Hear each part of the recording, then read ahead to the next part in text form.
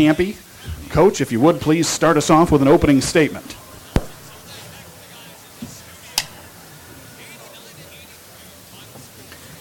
Folks, when you're asking questions, please speak into the mics. This is being streamed to our friends downstairs and out over the internet as well.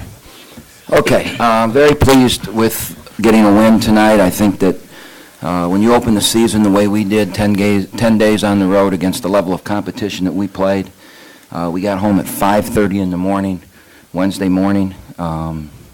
We practiced early Thursday, and then we sent them home, for the guys that could go home for a quick 24 hours, and got them back just before the game today. So it kind of went about the way I expected. I didn't think there'd be a lot of zip and fluidity to what we were doing out there, and there wasn't in that first half. But our kids are competitive, and that's a decent basketball team that I think they're very well coached, and they had a good game plan, and it got rough and a lot of free throws, and I think it's hard to get a flow. We're kind of a flow team, and it's hard to get a flow going when so many stoppages in play were taking place. Somebody said we shot 72 free throws, so that might be an arena record. I'm not sure. At this point, we'll take questions for the players. When you ask the questions, please identify yourself and the media outlet. Rachel will bring the microphone around. Questions for the players, we have Reggie Hamilton and Laval Lucas Perry.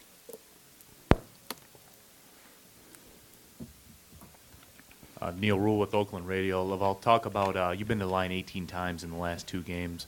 Talk about maybe asserting yourself a little more. You're getting a little more comfortable in the offense. When the three-point shot's not falling, you got to try something different. We try to get the line. First half we didn't shoot well, but I think second half we capitalized on our free throws, and it showed. For both players, the second half adjustment, you shot much better, got into the flow, so to speak. I mean, what was the second half adjustment? I mean, were you guys seeing better, or what was going on? Just knock down shots. It's no secret potion to it or whatever. You're either gonna make it or you're gonna miss. And first half we missed a lot of shots, and second half we came out and we made more than the first half. And with this type of team, we're gonna have nights where we're gonna come out, we're gonna be on fire. So we're just waiting for those days. Yeah.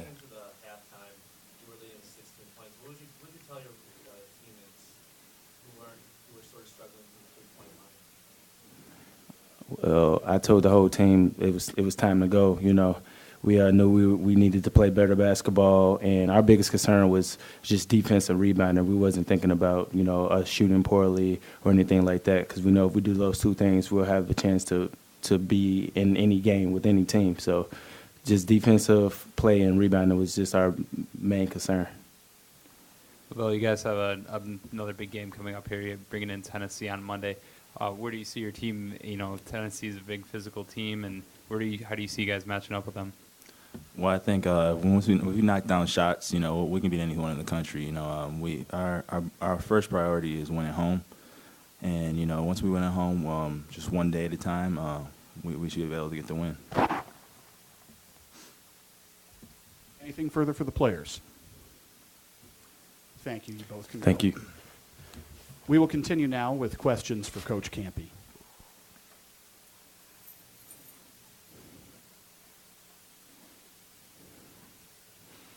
You're not working tonight, Paul, or what? You're not working tonight? I haven't asked any questions, huh? So you got Tennessee coming in Monday. You're talking about the fatigue tonight. I mean, you got a couple days of rest going into that game. Do you think the team will be a lot better prepared for that? Yeah, they're young kids. The fatigue was mental, not physical. It was a mental fatigue. I mean, 10 days on the road to start a season. In the middle of the season, I can see it a little better even later because, you're into a flow and you know what's going on. But, when you pop out right out of the gate, and, we start 2 freshmen. To go through that and then to come here, and they all thought, we haven't shot well all year.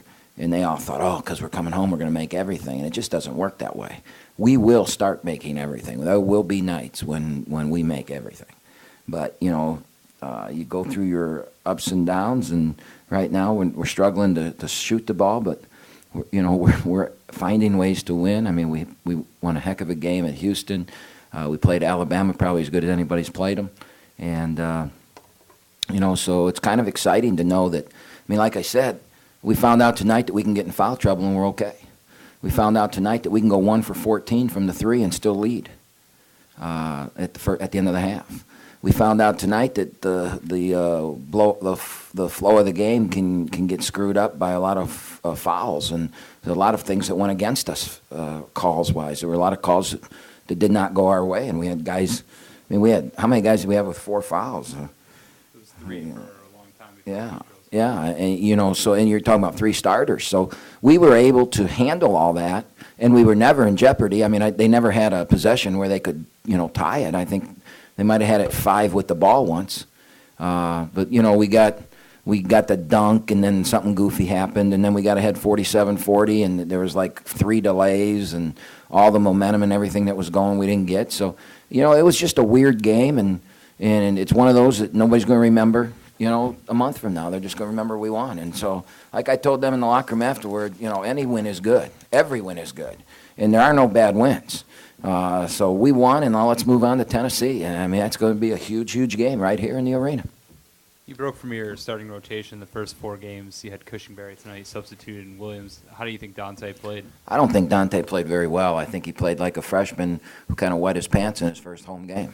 But he has been playing very well on the road, and he will play well. I mean, just the dunk thing, I mean, he's the speed of the game is just so fast for him right now, and but we need him if we're going to do the things that we think we're capable of doing this year. We need him. He's 6'6", he's athletic, he's long, he can guard. While he didn't rebound at the level we need him to rebound to tonight, he can rebound. He really defended and rebound at Houston the other day. And he earned the right to start, and he did not blow that today. He was a freshman starting his first home game. Now, there's a big difference between him as a freshman and Petros as a freshman.